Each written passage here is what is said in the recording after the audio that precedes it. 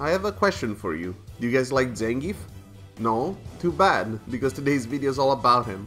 Zangief's been all over the tier lists during Street Fighter V's lifespan, and Capcom has nerfed them and buffed them several times.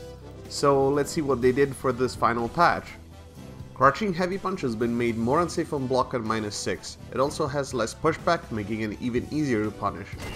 It also can't hit people behind Zangief anymore.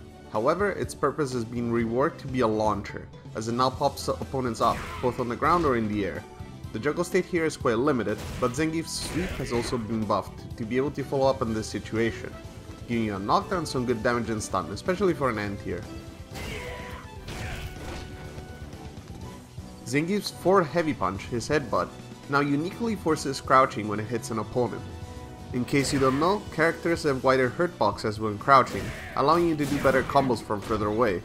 In Zangief's case, it means it will be easier to land combos into the first hit of Lariat, which is useful as it has better advantage on a knockdown and can be cancelled into either V-trigger.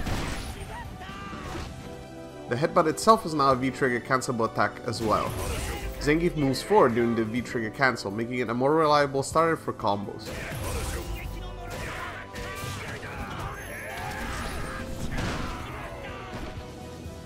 Zangief's Stunning Heavy Punch received a couple of changes. First, the uncharged version is more plus on crush counter when hitting with the later frames. That's when the arm is completely extended.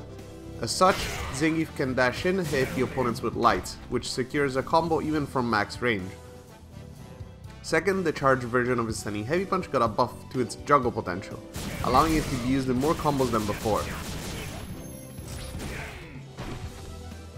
Air SPD, Borscht Dynamite, is now classified as a hit instead of a throw, which may sound odd to you since you can't block in the air anyway. But really what this change does is that it allows Zangief to combo into it from some juggle states.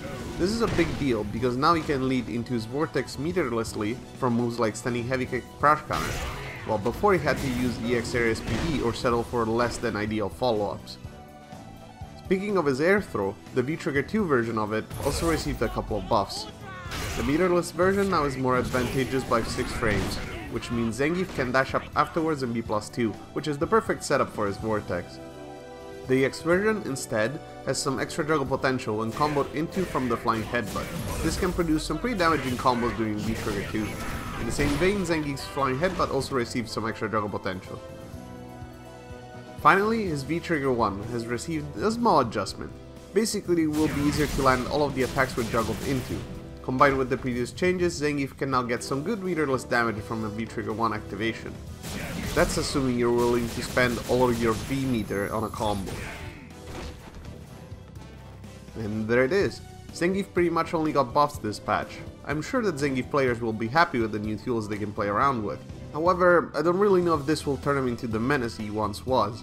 Capcom is very careful when dealing with these very polarizing characters, as they can be a nightmare to play against when they're too good, and overall create an unhealthy metagame for their product.